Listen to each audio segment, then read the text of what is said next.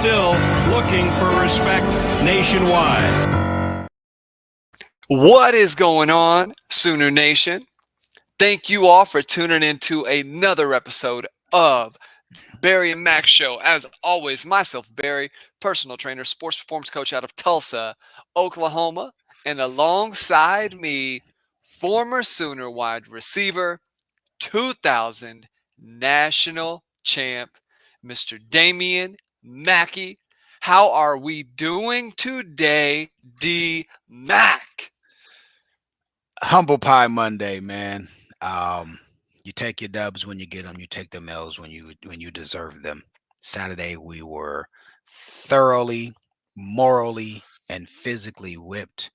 Um, the offense was offensive, and you know what I'm saying. I gotta beat my chest out and show respect to my squad when we play well. But I also am a realist and gonna tell the truth when we don't. We look terrible.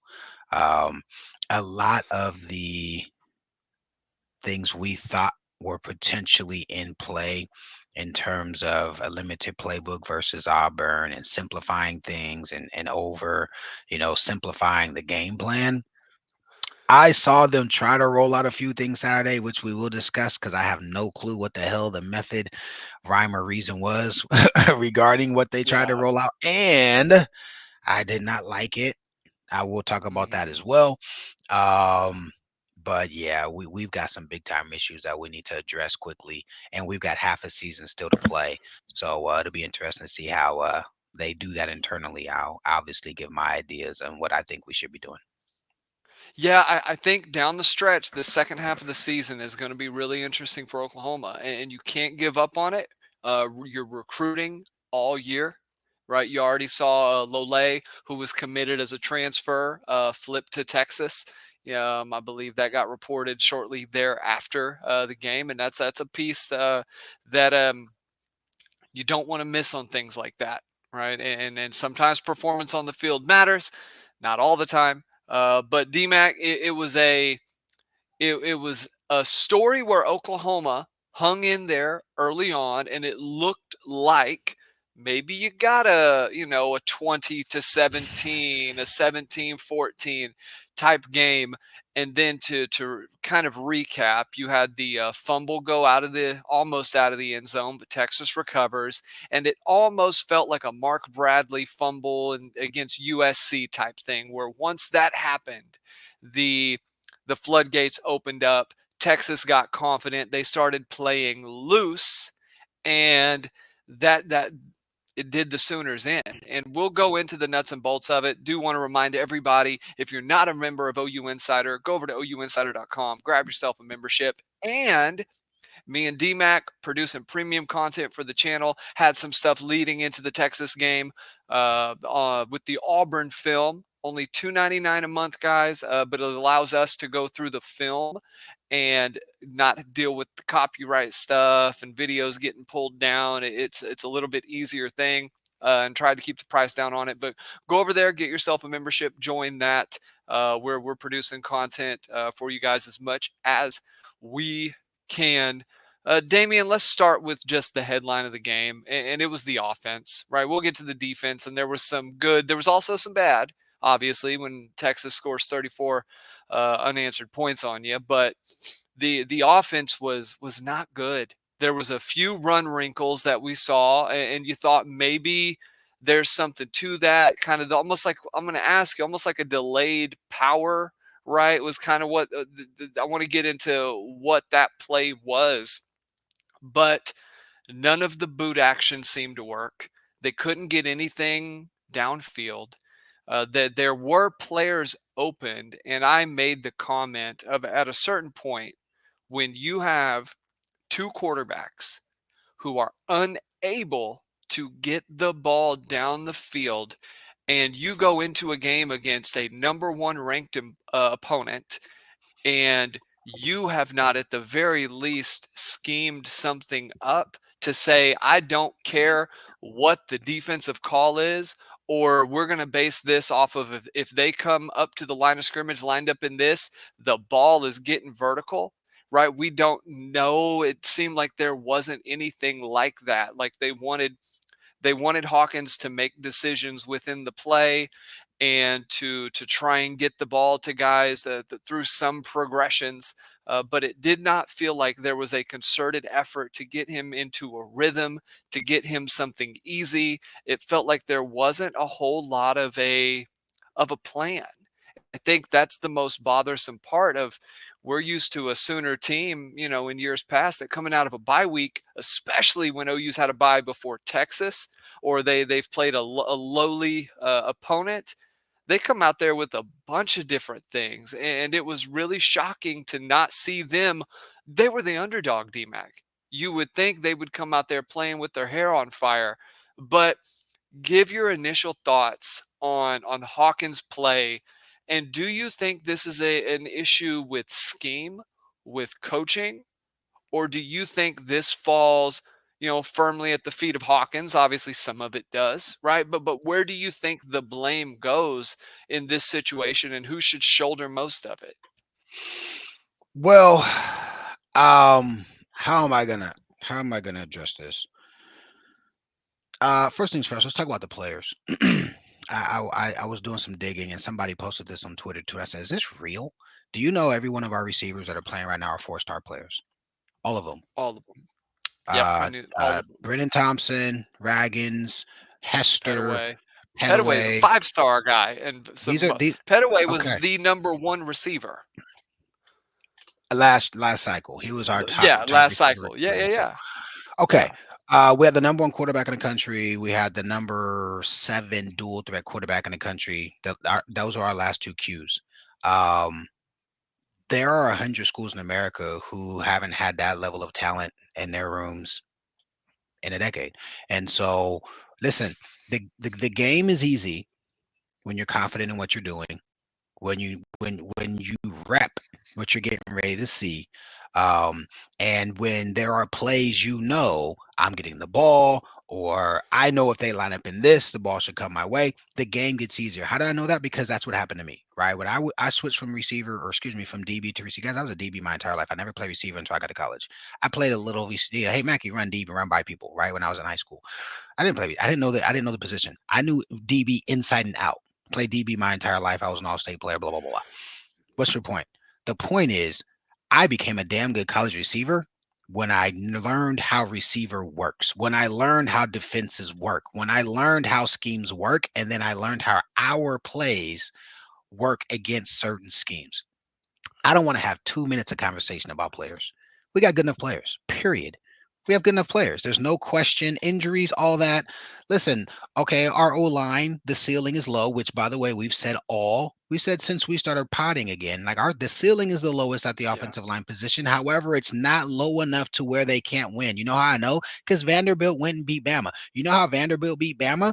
They had 11 guys who know their scheme, who know their stuff, and when plays are called, they know what to do and where to go. Ladies, gents, boys, girls, that's coaching. I advocated for my boy all season. I advocated because we had injuries. I advocated because of the receivers. I advocated because of the O-line. I advocated because of the quarterback switch. I advocated because of the coordinator switch, right? And wanting to keep continuity. And we're doing this playbook versus that playbook. Guys, we're 7 weeks into the season, and I don't know what the hell we do. We don't have a playbook as good as my Pee Wee playbook when I played junior Pee Wees. When I was junior Pee Wees, by the way, we won the championship. Shout out to our squad. Hey now. When I Shout out. when I played Pee Wee football, we had a freaking plan. We had a plan. And I want to speak to a couple of things you said, Barry. Number one, we did not run boot. We ran rollout. Boot means misdirection. Boot means we're gonna show the ball. Someone's gonna run this way so that some defenders run with them, and then we're gonna go the opposite way. You can do a naked boot. Yeah. You can pull a guard with you. You can turn your back. You can shuffle. There's a bunch of ways to do it. We don't run boot. We did run rollout quite a bit, in fact. Why I don't love rollout? It eliminates half the field, especially when you got a puppy. Okay, so that's one thing. You talked about the delay power. It was actually rollout counter. So what we would do is we'd run the rollout. and then we take 2 steps like we're running the rollout, and then they'd run counter with the back, and they pull the Mm. sniffer across the formation, right? They'd pull the tackle, and then the tight end off the line of scrimmage. Cute, but so freaking basic. And then it's like it's a play that, like, once you run it once, that can't be your bread and freaking butter. You know what I'm saying? Like, it's a slow developing play. Any defensive player with any type of acumen or experience is gonna be like, oh, they're running that play. And then the second time you run it, it's not gonna be successful. Yeah, By they the way, the snuffed second that out late in the game. It was done. Bauer Sharp runs right by Anthony Hill and leads into the hole, and Anthony Hill standing right there to kill. I don't know if it's Sawchuk or Barnes or whoever it is, but I think we talked about this a couple weeks ago. The tight ends are pretty good backside or at the end of the line of scrimmage, helping to Yeah. block. By the way, they're solid. They are atrocious. Gosh, I shouldn't say that about our guys. We struggle when we ask our tight ends to cross the formation to block anybody. It's been that way since the first They game of the have, yeah. to bring those guys back into the fold as a what's at the tight end position, you call it a wham block. To me, there isn't any film to justify doing that. Like, I wouldn't have watched any of our games the last 5 games prior to this game and said, oh, you know what? Let's take Bauer Sharp and move him back across the formation to block people. He literally missed every week. And that's why people were saying he couldn't block, is because he can't block across the formation. Why would we bring him back in the fold to do that? And guys, go watch the film. I only watched the film once. I am going to watch it again. I actually planned on watching it again before we did this, but I've only watched it once, and I don't know exactly when. But you guys will see the play. Anthony Hill blows it up. He does nothing. He's the guy on the end of the line of scrimmage. We're supposed to kick him out. Someone's supposed to kick him out. Bauer goes right underneath him. He stands right there, and he flattens our running back. But by the way, it's coaching, and it's like, damn, Mackie, you are going to. I am going to tell the truth. I watched the game. 20 minutes into the game, I said, I'm not going to cuss today. 20 minutes into the game, I said, we suck. 20 minutes into the Mm. game, I said, there's problems. Barry, I know you were alluding to us needing to go vertical. And we should. Sure, we should. We should have tested Yeah. them vertical. We ran no quick game. We None at ran no all. pre-snap. Wherever they are, not we're throwing the ball. And I watched the film. They did not play us bump man all day. The only defense that like makes quick game hard, but to your point, if people playing bump, you just throw the slant fade. It's actually very simple. There are plenty of teams I said, you guys run too much stuff because Leach was ahead of his years. They said, we're just going to play you bump. In those games, we ran slant fade and sometimes curl, depending on if they play us inside head up route. Those are the 3 plays you can run against man and cook, right? They didn't. They didn't play us bump the entire game. We never, we never got to quick game anything. Everything, you said it right. Everything was a progression play. How dare us put our true freshman quarterback in his first Red River shootout in a game where people are saying, people are saying he just wants to run. I asked 99.999% of our fans that are concerned about Hawkins and his decision making throwing the ball to do so when you have progression routes or read routes and your offensive line at one time or another, one of them is getting their ass kicked, right? Yep. By the way, a couple times clean pockets, but like there's no clear and defined answer to the play. If I gave you the option, I said, Barry, let me ask you a question. If I gave you 2 options, option number 1 says, before I ask you to answer the question, I'm going to give you context clues. I'm going to tell you to pick between red and blue. And I am going to, ask you for your preference. Would you take that option, or would you take the other option that says, hey, dude, I'm going to give you no context. I'm not going to ask you your favorite, and you're going to have to figure it out after I ask you the question. Which way would you prefer to be queued up for asking the question? You're going number 1, man. So therefore, that's pre-snap, at the snap, post-snap. Quick Yeah. game gives you a ton of information pre-snap. We never took advantage of that. And guys, that's it's about a JV. It's a sophomore skill. It's a skill I learned at 15. Okay. Oh, there's a safety in the middle of the field. It's either cover 1 or cover 3. If I run my curl, it's going to look like this. My quarterback knows to throw the ball in this window, right? And then there's some nuances. Who's a flat defender? Who's a curl defender? Blah, blah, blah, blah, blah. My point is, we never did it. And I don't know why. And here's what I revert back to. For 2 seasons, and yeah, it was a quarter century ago. Gosh, quarter century ago, that's crazy. But guys, for 2 seasons, I got 50% of the reps. I never was like the guy who got every rep. There were a couple games where I got the lion's share of the plays because I had the better game. But I at least got 50% of the reps every game except Colorado my freshman year. I got smacked and they sat my ass on the bench.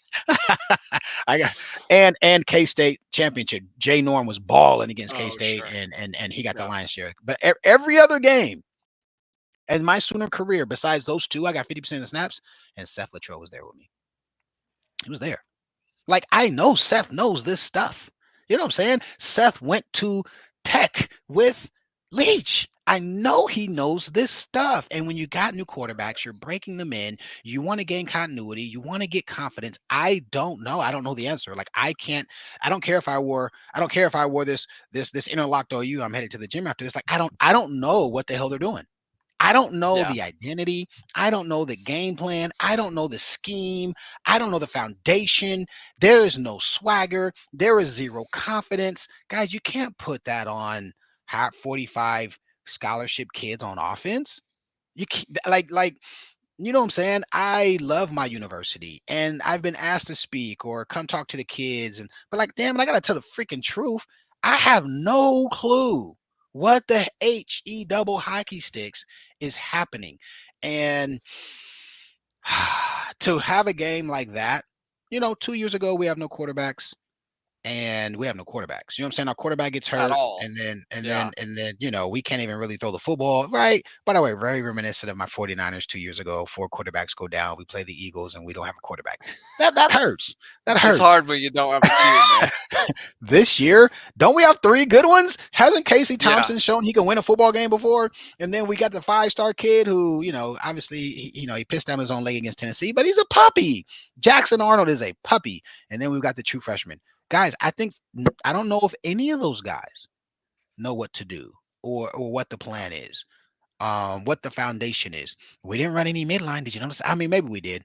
I think I got a little inebriated after a while. I'm not even gonna lie to you, but Mhm. we were running on the edges. We were running the two back off tackle. We ran the three back look, and we motioned into the two back look some. We ran some They did a QB. lot of two back. Yep, they did a lot of Sawchuk and Barnes, and by the way, got some nice little 6, 7, 8, 9 year yard carries on the edge. Barry, this just like my 10 thoughts. I'm usually very technical. I am usually the guy who says, okay, if you want to argue that kind of stuff with me, make sure you bring your receipts because I'm going to bring mine, right?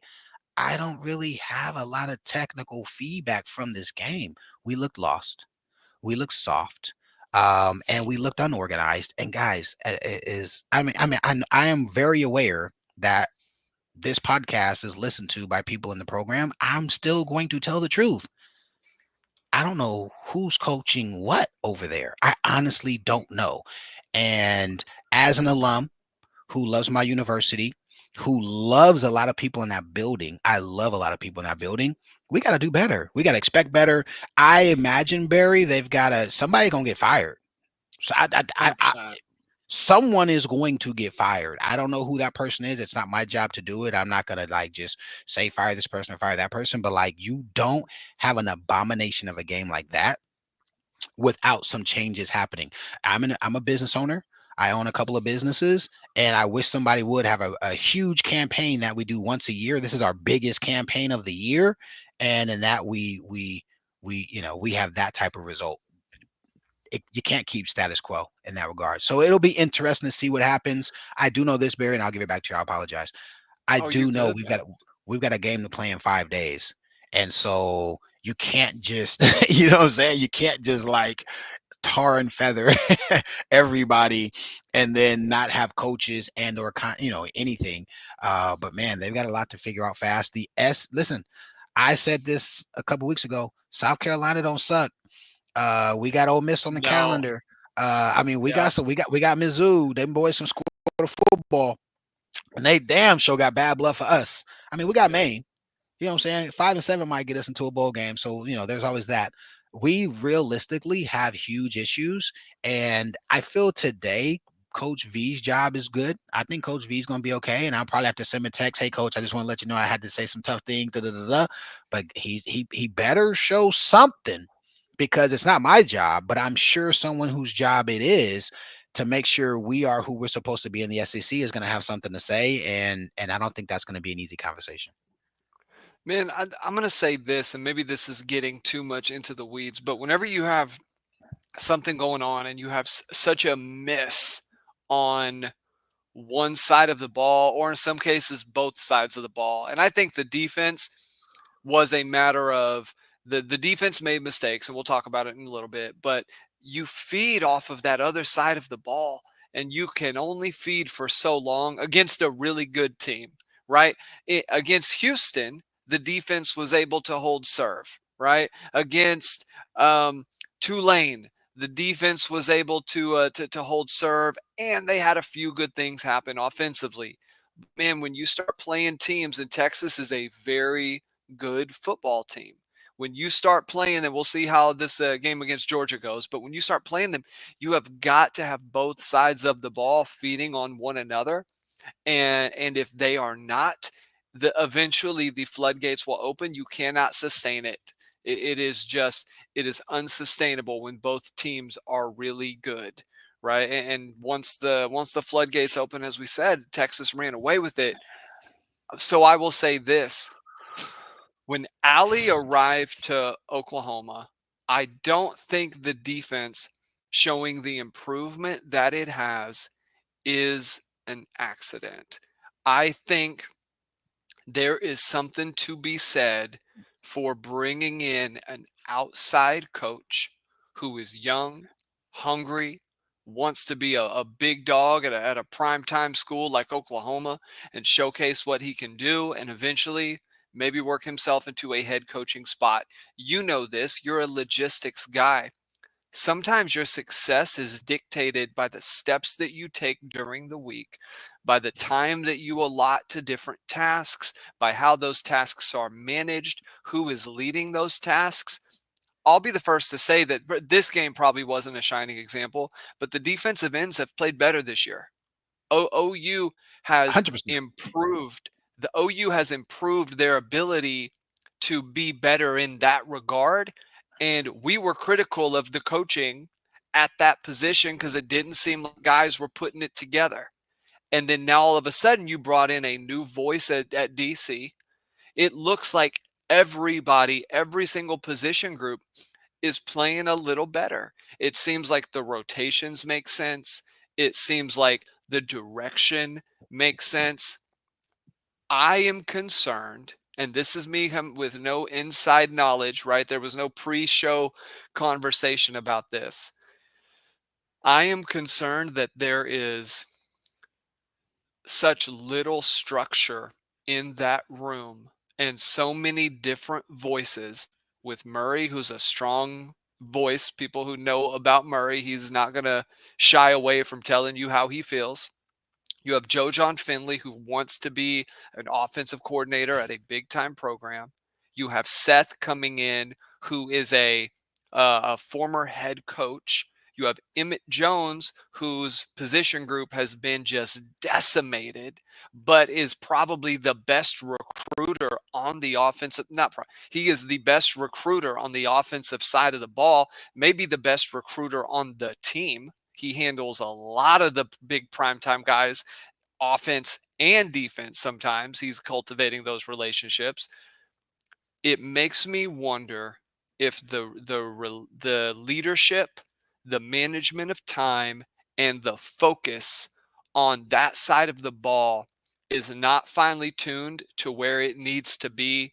And I think you need to just bring in a brand new voice, bring in, or at least rework who is coaching those positions to create some continuity, right? Even if you don't have a better coach, maybe and it's Oklahoma, you shouldn't, but maybe you downgrade in coach. I'm not saying this is what happens, but I'm here to highlight that sometimes you've got to make the function and the sum be better, even if it's sacrificing the parts, right? Right now, the sum experiment of what this offense is not good. And you have really good, or what we believe to be good position coaches coaching that. Seth, who is a good coach in his own right, who has had offenses do really well, right? See North Texas for a year with Feynman, see North Carolina. But all of a sudden now you're struggling to complete a forward pass. It's with elite talent, by the way. OU isn't less talented than Boise State right now. Running back, that's a different story. But Boise State is he's a dude, man. He should that's my Heisman Trophy guy Best right player, there. best running back I've seen in the last 5 years. I'll argue 100%. anybody. Best running back I've seen. But 100%. But to me, it feels like the flow. It feels like the way things are calculated, the decisions that are made on game day, there's no continuity, which to me says there is no distinct leadership. There's too many voices in the room. There's too many things getting said. So you're going into the game trying to wing it and figure out what to do. And that's why you walk into that game with no ideas, nothing, right? And I didn't even mention Beanbo, who's again, he's got another he's got a lot of skins on the wall. He's got a lot of say, right? So you have all these guys who are potentially butting heads in a way, and to some extent you need that, but there's no distinct voice saying this is what's going to happen, because we know with Riley when he was OC, he was the voice in that room. He was the ultimate decision maker. Come even Kel Gundy would kind of submit to the authority, if you will, and he was a guy in that room who had a lot of respect, right? But he was able to not necessarily acquiesce, but he was critical to that room, but he let Riley do what Riley does.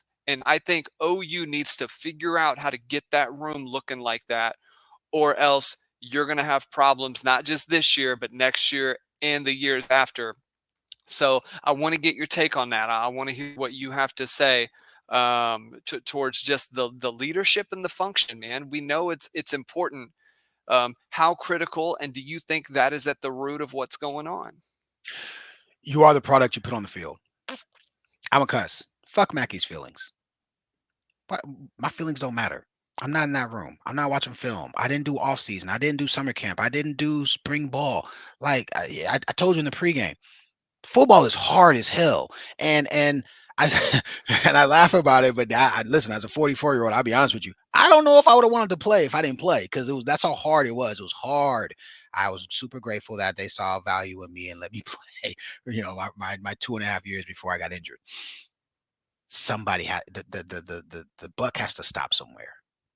And we're in a day and age where the players get paid 6 and some 7 figures. We're in a day and age where position coaches get paid multiple 6 figures. We're in a day and age where coordinators get paid $1 million. We're in a day and age where head coaches make multiple, they're $5, $6, $7 million guys. I can't make no excuses for these grown ass men. You a grown man. So if Coach Venables, in my opinion, I don't think there's any issues. I wouldn't say there is any issues. I think his job security is good. He's a good man. He's running a good program. They're recruiting well. He had a 10-win season last year. Obviously, this is a work in progress, right? Coach Van and they are heavily invested in him. Seth, I think I don't know what exactly his salary is, but I'm pretty sure he's making $1 million or somewhere right about in that area. I think it's like 1.2. I want to say it's 1.1. Hey man, dude, love you to death. You gotta earn your paycheck. By the way, let me just play this game. If I'm Seth Luttrell, hey Murray, you want to be the big dog? Go back in time a decade and go be a running back for the Cowboys. Beanbo, hey bro, you were the man. 17, 18, 19. We ain't going back however many years. Joe John, bro. I mean, you know what I'm saying? Here's the deal. Get in line, or I'm going to Coach V and saying, hey man, I want to strip your co-title and you're going to be the tight ends coach. Cause I don't have guarantees that next year I'm going to be the man, and all these other guys aren't in the same position under the same pressure as me. The offensive coordinator's responsibility is to make sure the offense coordinates. It's not. It's dysfunctional. So if I'm Seth Luttrell right now, I'm saying, guys, here's the deal. I said this 2 weeks ago before I lost my father even. I said this 2 weeks ago. Guys, I know Seth knows there's 10 plays. I could run 10 plays that could get us 200 yards passing. I'm positive of it. I'm positive. If we run these 10 passing plays, we can deliver the ball and the quarterback will have a simple read.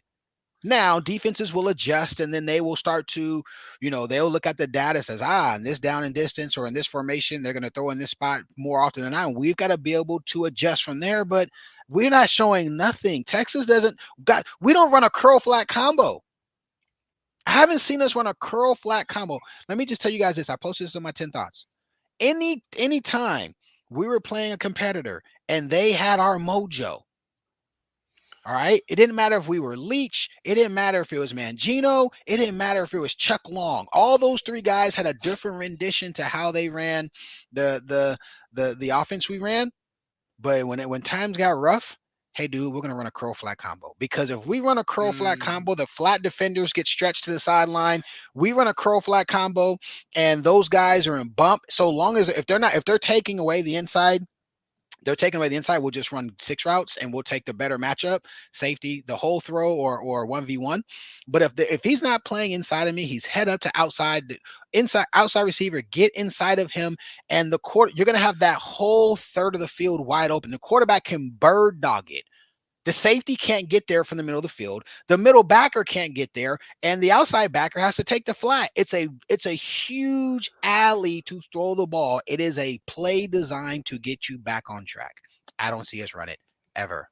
I see us run inside levels. I get it, right? But safeties can rob it. Backers can sink into it. Defensive line can zone stunt and right zone blitz. And now you got to end stepping into the hole and all these other things can happen. When you run that curl flat combo, it is a wide.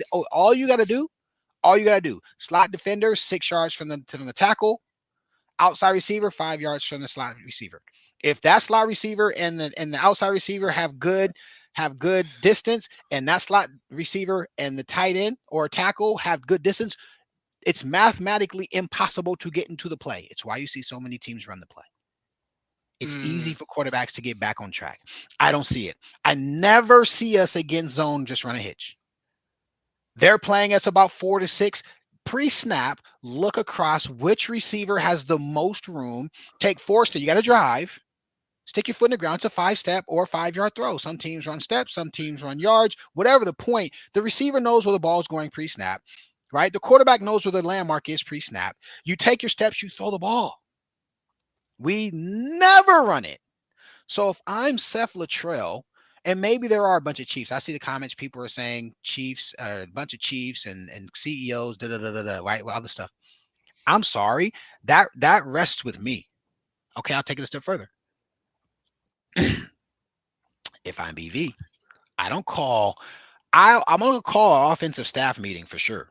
And I'm going to do some reflecting and some mentorship. And I'm going to be, hey, what the hell's going on? What are you doing? What's your day-to-day look like? I'm going through all the operational stuff. I'm going through all the scheme stuff. I'm going to do all that stuff. But I'm going to call Seth in by himself. Bro, how you feeling? How you doing? Like man to man, you know what I'm saying? Like, bro, you were here when I first got my first opportunity. I have a lot of respect for you. We won a championship together. You know what I'm saying? I'm gonna sit down with her. I'm gonna say, Seth, what do you want to do? Because at the end of the day, you're an employee. I'm an employee. Oklahoma employs us. We're at the school that says our monikers, there's only one. We play for championships. And in the middle of the season, I just want to speak to you man to man and I want to have high character, high values and be transparent with you. What do you think you need with the cards we're dealt? Don't tell me about no pie in the sky receivers. Don't tell me about no pie in the sky O-line. Don't tell me about no pie in the sky, this guy, that guy. Our locker room is our locker room. Our program is our program. How can I assist you the best for these last 5 to 6 games of the season? What do you need me to do? And it might be shut some of these other coaches up. And it might be move these personnel groups. And it might be we need to be able to run these 3 or 4 different things. You can't listen, the bye week is gone. I don't want to hear nothing about playbook. We can't install 30 new plays now. You can't do it. What you got is what you got. We can't run the 10 we got. You know what I'm saying? Like the 10 everybody messes up every play. There is a screw up. And the discipline's not great. It's rough, man. I don't even want to talk about that today because that would be a whole other conversation. What I Yeah. think is the root cause of this issue, what I think is the cavity that is the big, cancerous cell that's growing is the identity of the offense. And Hmm. I don't want to Yeah. blame I don't want to blame folks yet. We got 6 games to play, and it's just October. I'm watching all these games, and obviously you and I will be potting these games, but like I think first things first, man to man. If I'm Coach V, I just call Seth, and it's we might do it over a beer. I mean, I don't know. Maybe it's over a beer. Maybe it's in the office. Like put on a sport coat. I don't know. Right? I don't know how the psychology works behind that conversation, but like that conversation needs to happen. And if there's some, and I don't know anything. I haven't talked to anybody. If you guys don't know, my father passed away a week and a half ago. I took 2 weeks off. Like I literally didn't work. Today was my first day going back to work. But if I am Seth, I say, V, Coach V, this is what I need from you to feel supported. I feel like just, what I'm saying, on some man to man stuff, I think that conversation needs to happen because jobs are on the line. Jobs are on the line. Like I'm not going to play with Yeah. this. Jobs are on the line. And um, I just think it's necessary to do that. And I just wonder what might happen. I don't know if the coaches don't get along. I don't know if they're best friends. And I hope nobody sound bites this and turns this into speculation because I don't know. I honestly don't know. Um, but the changes we need, dude, we can't say, oh, we need to put in what I'm saying, Tatum. If Tatum was in, we could, like, we're past that. By the way, Yeah. we're past Jackson. Guys, Jackson owned the job. There was no quarterback controversy. Right? I hear all these people like, we gotta put Jackson in. Like Jackson played terrible against everybody he played against. Jackson did not play well against Houston. Jackson played decent against Tulane. I think that's the game he had some big runs and his feet Yeah. helped us. But he He threw played a pick okay. six. We're up 2 possessions. All we need to do is possess the ball and make plays, and he throws a pick six. Right. So, Yeah. I don't think this is a we need to put Jackson back. Guys, Jackson is not saving us. Like It's not going to do anything. the offense is rotten at its core, and there's something over and beyond just X's and O's. They say art. They say life is there's an art and a science to life. Both of ours suck right now. But like the actual X's and O's, the science of it, like what do we what? We got tight ends wham blocking who don't know how to do that. Why do we do that? You know what I'm saying? Like this the science part is no good, and then the art is like the culture. Our guys on offense don't look like they're ready to kick somebody's tail. Our guys on offense don't look like the more physical, united front. They don't. Hmm. So Yeah. on in both aspects, I have huge concerns. We're not an also ran in the SEC. I'm looking at the games and I'm like, by the way, this Texas team isn't an all-time great team. Um, what's his name? Ewer wanted to give us that game. Holy freaking moly.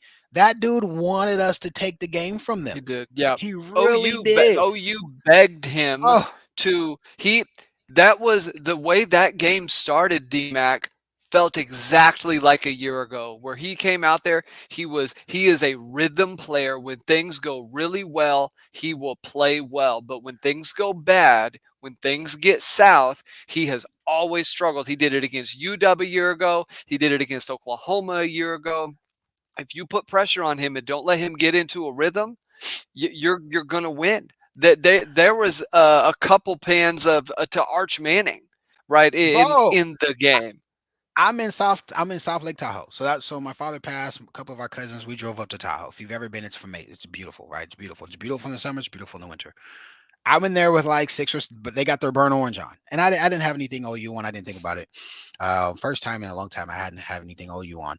But we're in the game. These guys are like, we need to put in Arch Manning. This guy, I mean, dude, they're ready to, he was giving us the game. Right. And so I wouldn't say giving us the game, but he was definitely, this Texas team is not one that was great. If they don't get that fumble, if this is what I believe, and of course, if was a fifth, we'd all be drunk.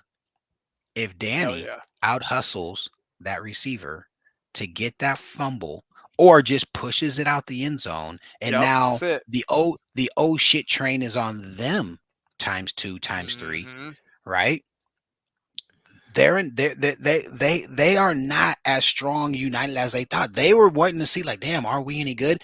That kid makes that play. You said it earlier. The momentum, the belief, that really what it was their defense is like, you can't move the damn football. There's no way Yeah. they score 14 Because points. their defense got looser. That defense came out Oh with their yeah. hair on fire after that. That's what it took, right? That's what it took. And who knows? Maybe that play happens, and then OU gets the ball on offense. Offense comes down. It even just gets a field goal, right? Or just something to stretch the game a little bit. I want to get the comment right here. Thank you for the super chat. I'm afraid the South Latrell staff may have ruined the QBs. I did it at the portal. And incoming QBs will decommit. D-Mac, do you got any thoughts on just the way this I guess that's the way this affects recruiting. What is kind of your couple sentence thoughts right there? If I like a school and there's a guy in my position who's not playing well, that makes me excited because I'm like, oh, I can come in there and start. I can come and play ball. The guy who's afraid because things don't go well is a beta. Right? Roy and I, with all due respect, got recruited by everybody in America. We knew OU was not where they needed to be when we signed our letter of intent. And my first thought was, when I get there, I want to be able to take somebody's. My I said this on the pod. Some of you guys didn't listen to our pods in the years past. My nickname was 2 cents because I was a kid who knew X's and O's as a red shirt. Like I understood the game, and then we'd be watching film. Phil Bennett was the DB coach back then.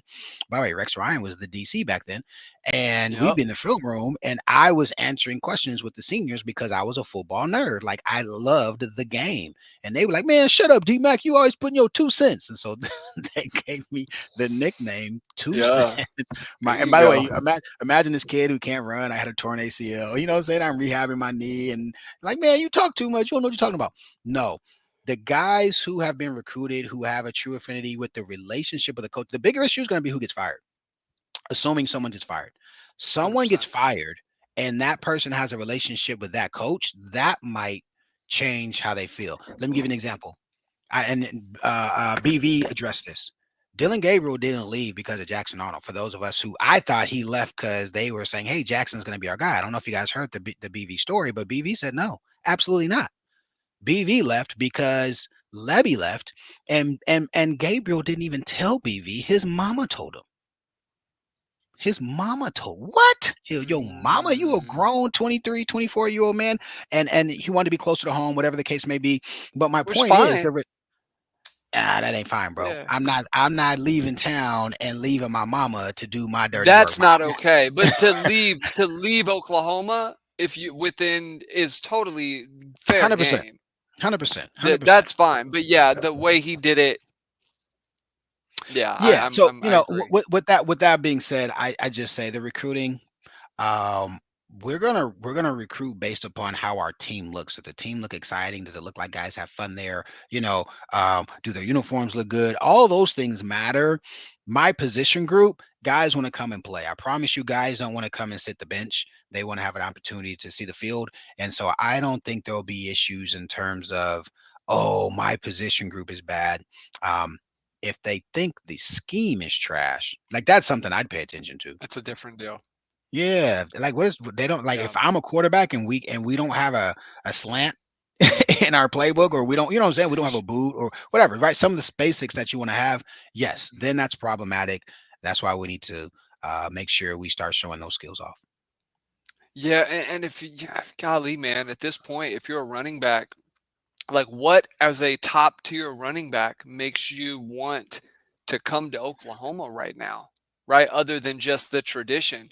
You've seen that rotations don't really seem to have a rhyme or reason. And this one, Gavin Sawchuk got the lion's share of the early snaps, which maybe he's healthy, maybe he's feeling good, whatever the case may be. He got a ton of early snaps and carries and look better. It's the best he's looked all year by far. But Tatum still will say Tatum is absolutely struggling hard with pass blocking. But to me, that's something where it doesn't seem like OU backs had near the issue with that they do right now in years past. And to me, it comes down to what kind of time are you allotting for the work that you need to give these guys? What is the focus?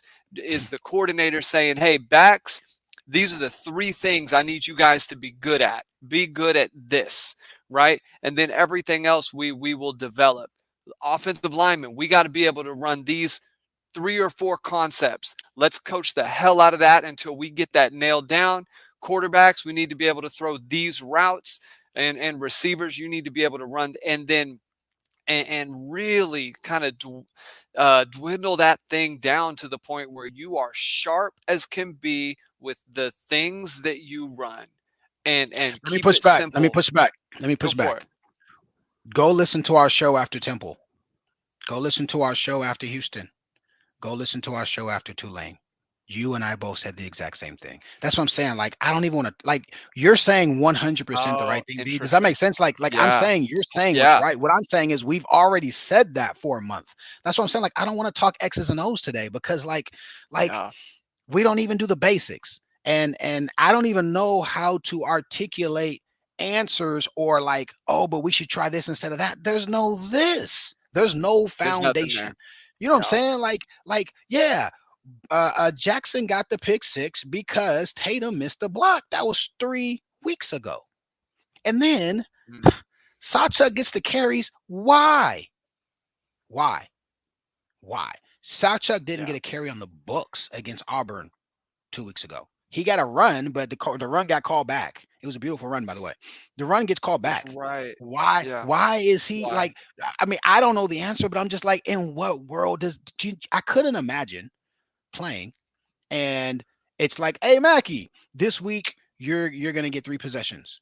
And then the next week I get no possessions. And then the next week I get 1 possession. And then the next week I'm 50-50 again. Like I couldn't imagine working my tail off. And it's like there isn't a clear path to being the dude. Right? For us, it was like, hey, if you can outperform Mm, your guy by XYZ more, you're the dude. Brandon Daniels, 99 season, was the dude. He got to play until he got tired. The only time he left the field is if he got tired.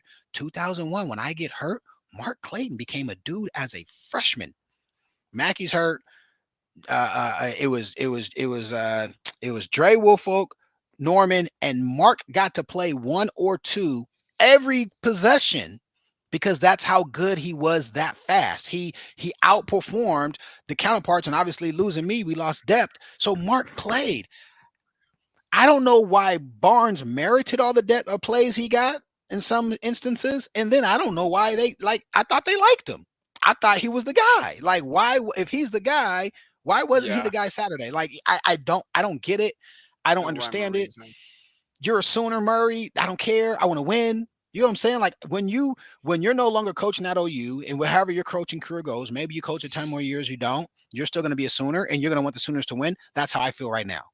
Like my loyalties to guys because they're Sooners, I guess that's nepotism. I want to win. I like meritocracy. That's what I like. I run Yeah. my business based on meritocracy, right? Who's performing, who's adding value. And as I look at the running back position, it's been an issue for 2 years. It's been an issue since Eric Gray left. Let's just be honest. It's been an issue. Mm, I didn't yeah. really remember last year. Go listen to our stuff last year. I was like, what the hell? I didn't know. By the way, you want to hear insult to injury? I'm just Go going to for say it. 2 words. I'm going to say 2 words. Tyree Walker. 100. I was about to say, man, your best back is getting 200 yards at Wisconsin. And by the way, it was 200 like Tawee Walker yards. He was making people miss. He was breaking tackles. He was doing the stuff that he did all last year.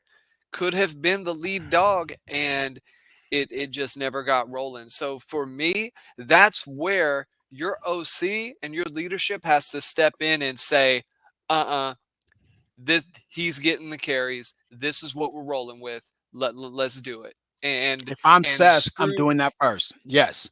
Yes, because Murray's got some skins, and Murray might not be on the chopping block this year. If I'm Seth, hey bro, Mhm. so like I told you, BV's having a meeting with Seth, and then if I'm Seth, hey coach, I just want to make sure I have your permission. And this is how I would do it.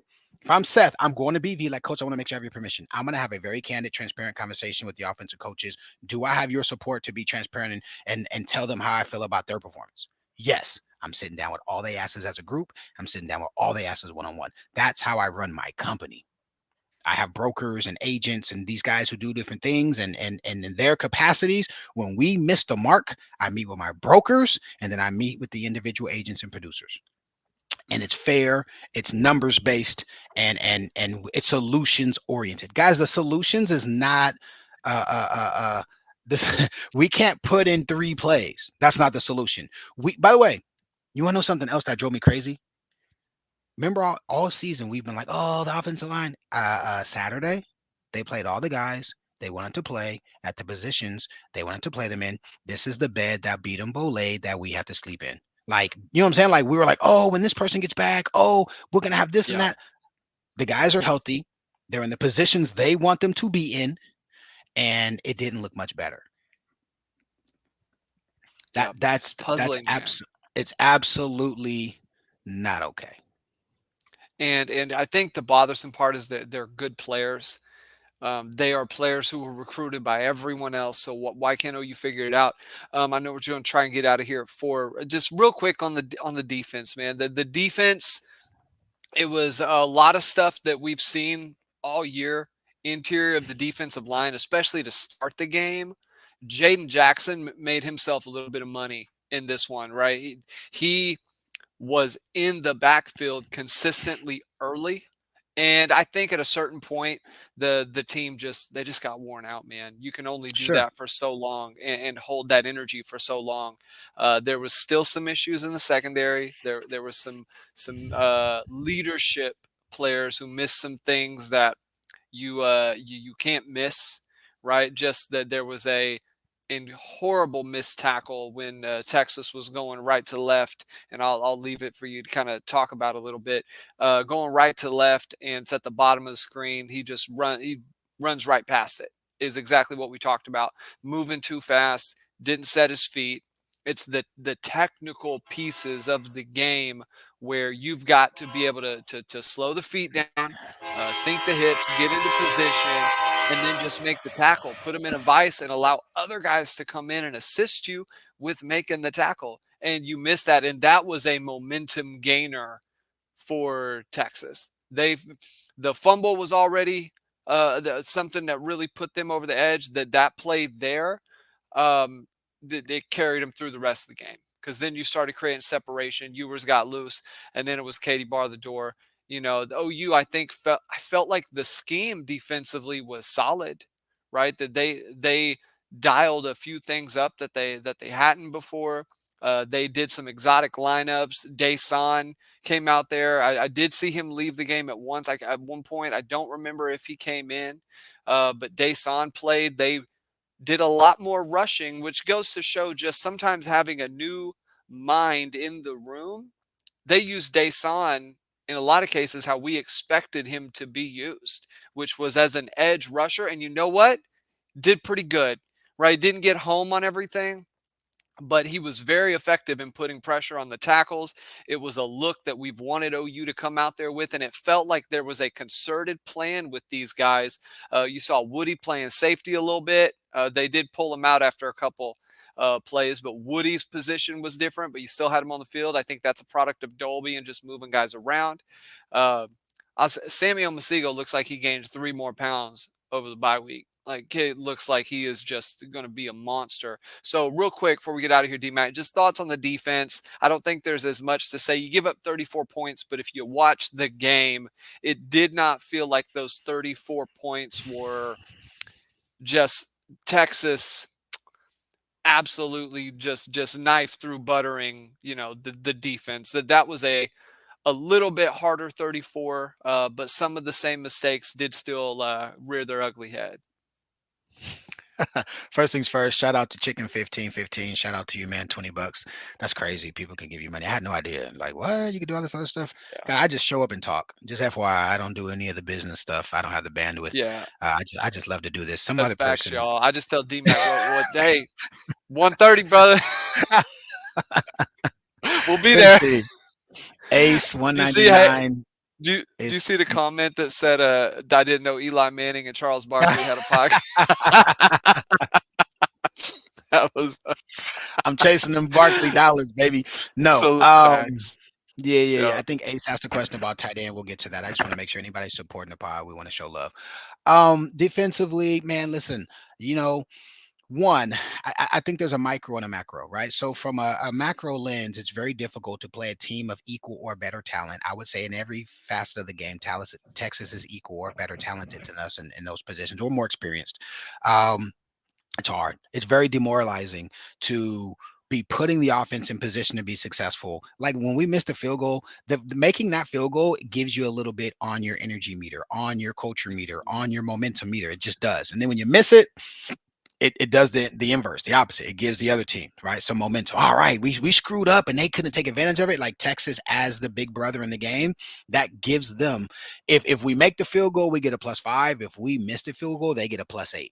That's just the way the game works. If you've ever played the game, you guys know what I'm talking about.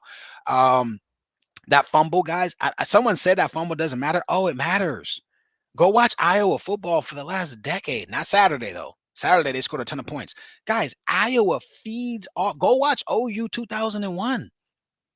Do you know how much we fed off of just not letting the other offense score? We got so much momentum, so much juice, so much mana. We would steal their mana because they couldn't score. So it's like, we'll eventually score because we know we can, but you won't score. If we get that fumble and our momentum goes up, by the way, maybe they have a play queued up. Maybe Seth has a play he never even got to because the opportunity never presented itself. I'm not making excuses, but I'm Mm, sure they have a so listen, guys, they have a play chart, right? And they have like first 10 scripted, first and 10, second and medium, third and long, change after a turnover, specials, screens, right? They've got all these sections, right? If you get a big play, there's a section, right, that says plays after a big play.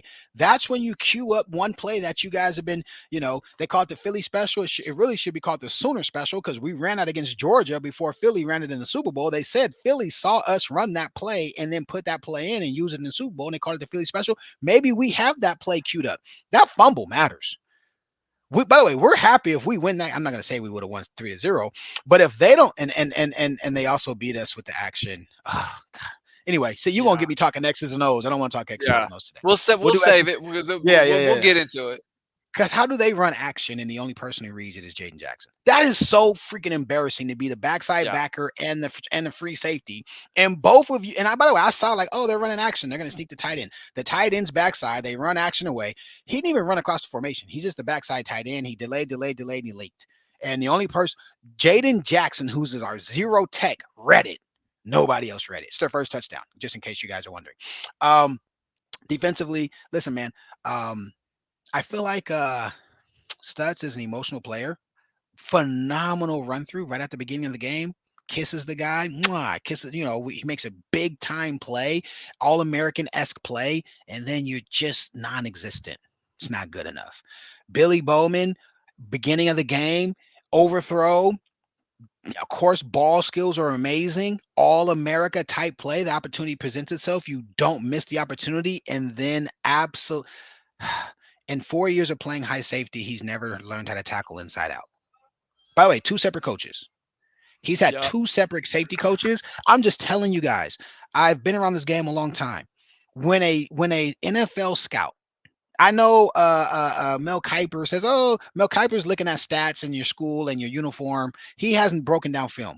When those NFL scouts watch film and they see that high safety and the ball is going outside and they see the safety instead of bananaing like this, they see the safety cut directly like that. That's why he always gets cross faced. You just stick your foot in the ground and come across his face because he doesn't know how to banana. I know banana is jargon, but inside out.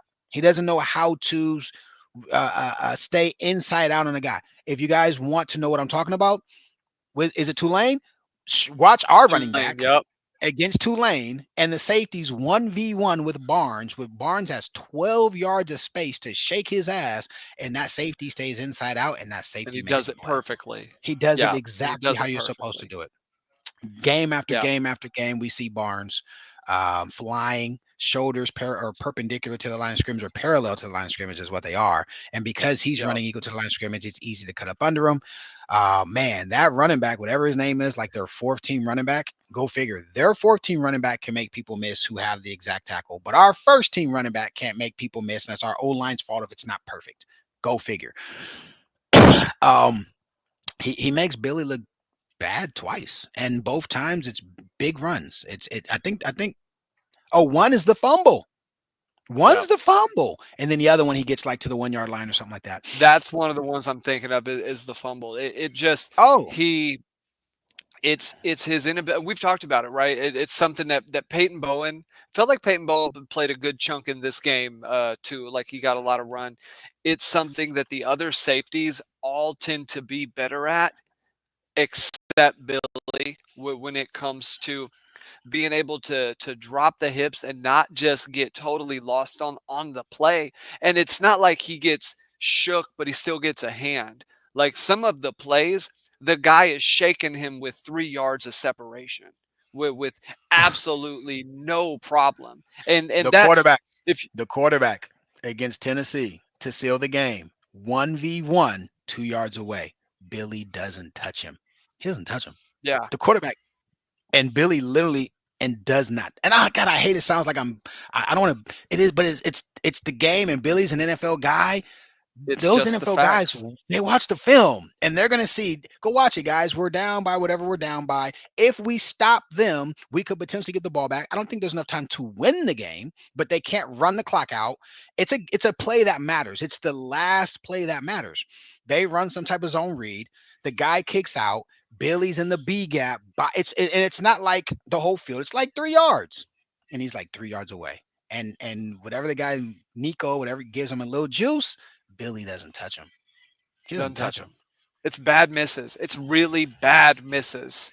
Stuff where you as an elite All-American safety, that should not happen as often as it happens, man. Roy missed some tackles, right? Brodney Poole missed tackles. That it happens, right? You get shook. I can. There was a game against Oklahoma State. There was a player that shook Roy pretty bad, but the bulk of the plays, especially plays that really matter, where you are Oh on yeah. an island, when you are on an island, you have got to make sure you don't lose your feet. That is Alex Grinch stuff, right? Guys just being out there in no man's land. It's Does you he have a or job? the end Does he zone. have a job? Does he have a job I anywhere? don't think so, man. Is he employed? He probably an analyst somewhere. He's probably doing something like that, but man, guys, there's going to be a lot to talk about this week. Myself and DMAC, we're going to be putting up some content. Look, if you are not, become a member over there, $2.99. We're going to be doing film stuff. We're going to be looking at this game. That's where we will tackle more of the X's and O's and discuss things OU can do. A lot of people loved the last bit of content we did. We did like, 5 or 6 plays against Auburn. We broke it down, talked about the performance. DMAC broke down why it works. One of the questions I'm going to tee DMAC up, he talked about it last week.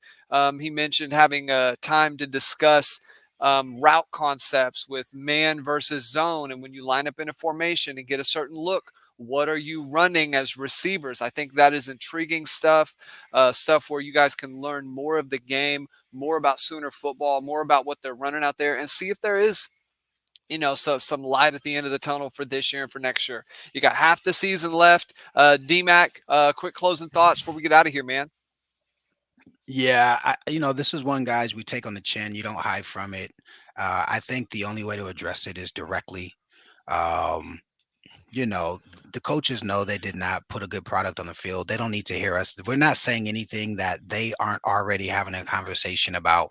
I'm curious to know how the players are taking this on. It's a lot of pressure and respect to wear that interlocked OU, and there's everybody in that building talks about there's only one, and everybody in that building talks about playing for championships. And I just really thinking about the psyche of what some of those guys are going through. We are going to over exaggerate and over exaggerate the loss, and we should today. You know what I'm saying? Like, today is for discussing what the hell happened Saturday, and damn it, I'm not going to hold back. But we do have an entire second half of the season. Ladies and gentlemen, there's no way we can fire folk tomorrow and expect. Unfortunately, the only position you really could fire at this point is a coordinator, because it's not a position group per se, and someone else could call plays.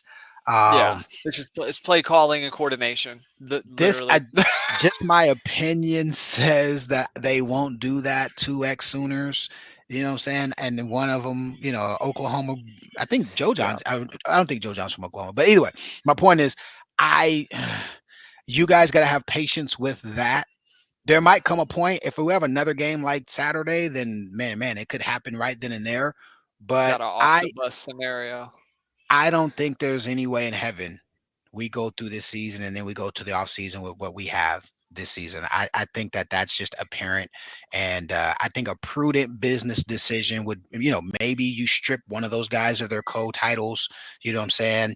Just to provide continuity and a specific individual who is going to be the voice. I think you said something that's very smart, Barry. I know I'm kind of going over. There needs to be one voice, and that one voice needs to be accountable. If I'm 100%. Seth, I go sit in BV's office and say, give me the one chance to be the one voice and make sure the rest of these guys are in alignment with me and there's no BS happening behind my back. Do I have your support? That's what I would do, because I Yeah. know when you have a big responsibility, you have a big title, there's a ton of expectations, and I want to go down on my own terms or succeed on my own terms. So I'm gonna sit back. By the way, I'm not reaching out to nobody. I ain't even gonna reach out to my boys. I'm gonna just everything you guys hear me say from now through the end of the season is gonna be my own personal opinions. I don't want people thinking that I'm trying to, secrets and stuff like that. I'm not Barry. I'm Yeah. not reaching out to nobody. Maybe for the bowl game. We'll let But in the Brandon meantime, Parker do all the yeah. inside Those scoop guys, getting. They do a good job. exactly. I'm gonna watch and tell the truth if that's okay. I think our community has told us for years they appreciate the fact we tell the truth. We are transparent. Yeah, hell yeah, I'm biased. God dang it, you better believe it. But I also am not a buffoon. When we don't play bad, I say we didn't play well. That said, guys, yeah, we missed last week. If Barry's okay with it, I'm down to go and do 3 or 4 pods. We can do an X's and O's. Let me watch the game again, and I'll break down some things that I saw that we can simply fix. If people are saying they want that, by the way, the 299 thing is crazy. If people want to pay 299, that's awesome. God, I don't get. I'm not doing potting to get rich. I promise you. Yeah, it don't get you rich. Just letting y'all know. There's probably a I few. Even if they pay me $7, man, I just enjoy doing this straight up, It's guys. I ain't fun, even gonna man. lie to you. I have a great time interacting Facts. with the program and talking to this guy, talking to Eli. You know what I'm saying? Hey man, Eli and Barkley, brother. That's cool, man. I'm not That's owning really that. cool, His man. his his old ass, bald head black dude doesn't have to be damn Charles Barkley. But Yeah. last things, guys. Appreciate you guys. You guys can hold my feet to the fire. There were some Texas fans in here pre-snap, pre on the pre-show talking smack, and I was talking smack. We lost. Yeah. Y'all kicked our Yeah. tail. I can't even stunt. We got to wait 363 days to get a second chance at you guys, and we got a lot of work to do between now and then. Who do we have this Saturday? South Carolina. Is I South will Bro? probably be at that game is the plan. Didn't go to this one. I was gonna go this one because every year, man, the sinking game falls on my birthday, right? Or right around second Saturday. I was born October 13th. So just celebrated number 34 yesterday. But Oh, I was gonna word. try to go to this one. Yep. So yeah, birthday was yesterday, man. Um, definitely probably going to South Carolina. I think that I've had that one circled this year. Weather should be beautiful. So we will see, man. We will see. I think it is a game where OU talent wise should be able to compete. They just got to figure some stuff out, man. I'm listen. I don't pick L's until we lose, but but we got, man. I hope they have a good week of practice because that it does not look good. It doesn't look good. Anyway, appreciate you, Barry. Appreciate you guys. I'm gonna let you close it out, brother. Go ahead. For sure, man. Hey, go over there, grab yourself the 299 membership. Just hit join. It's over there on the homepage. Make sure you subscribe to the channel. Hit the like button. Follow DMac on X at D_Mac13. Instagram, he is at Dame That Dude. And follow me at BWise Fitness. You'll see it at the bottom of the screen here at BWise Fitness. Guys, thank you all for the support. Make sure you go over support OU Insider, OUInsider.com, all your team recruiting news, softball coverage, basketball coverage, and the like. They do the best at all of it. I'm telling you, they got so many, just the boots on the ground, man. That reminds me of Fox News up here locally. They just got the local news. They just got so many boots on the ground and work. And Jesse, Brian, it's just fantastic. It's a fantastic family to be a part of. So massive shout out to them. They have helped grow the show. But guys, subscribe. Let's get us to 1,000 subs, and we're gonna keep giving you guys what you want, what you need. Thank you so much for tuning in, Sooner Nation, and we will see you soon.